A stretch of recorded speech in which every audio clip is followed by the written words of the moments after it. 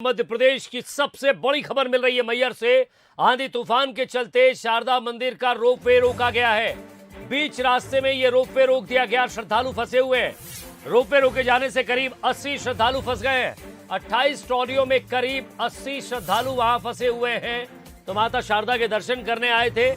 और आपको बता दें कि रोपवे बारिश के आसार और आंधी तूफान को देखते हुए रोका गया है। ये तस्वीर आप देखिए। तो आंधी तूफान की स्पीड, इस तूफान की स्पीड ज्यादा थी, या ये कहें कि आंधी बहुत तेज चल रही थी, इसलिए इन्हें बीच में ही रोका गया है।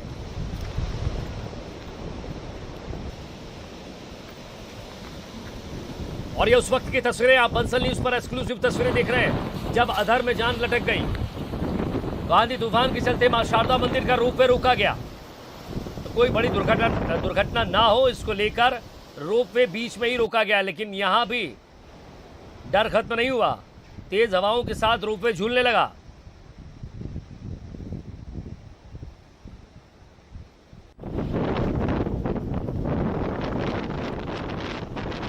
और ज्यादा बातचीत के लिए हमारे संवाददाता इस्लाम अहमद सीधे फोन लाइन पर हमारे साथ जुड़ रहे हैं। इस्लाम, क्या रोपवे चालू कर दिया गया है? ये लोग उतर गए हैं या अभी भी बीच में ही लटके हुए हैं?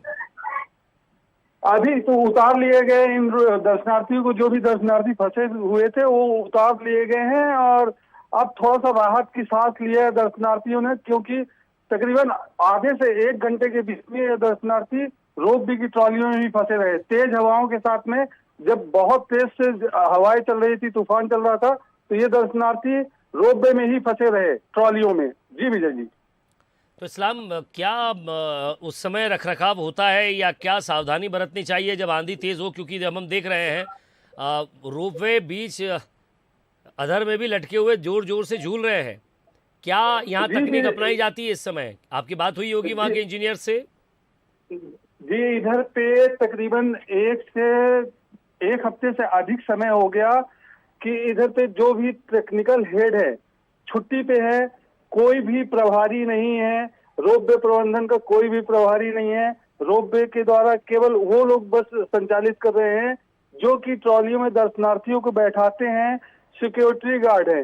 अगर इस तरह से कहूं मैं विजय जी कि रोपवे प्रबंधन का कोई भी जिम्मेदार व्यक्ति रोपवे में नहीं मौजूद है, क्योंकि सारे बंदे इधर से जा चुके हैं। चंद्रभान नाम के एक व्यक्ति थे जो टेक्निकल हेड थे, वो देखते थे। वो लगातार छुट्टियों में चल रहे हैं और उनकी जगह कोई भी बंदा नहीं आया है अभी इस टाइम तक। अभी तक, कल तक मेरी बात हुई थी रोपवे प्रबंधन से, तब तक कोई बंदा नहीं आया। और जैसे कि आपने कहा कि इस पूरे मसले पर आपने कलेक्टर, एसपी से बात की, प्रशासन को इससे अवगत कराया है?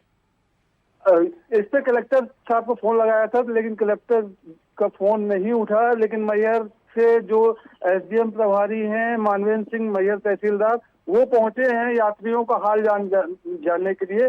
उनसे बात करने की कोशिश कर रहे हैं कि उनसे बात हो जाए, लेकिन वो अभी दर्शनार्थियों से उनका हाल जानने में लगे हुए हैं। जी जी। इस्लाम, कितनी ट्रॉलियां वहां हैं? लगभग दिन भर कितनी ट्रॉलियां चलती है? विजय जी, बताना चाहूंगा कि पूरे रोपवे में 32 ट्रॉलियों का संचालन होता है।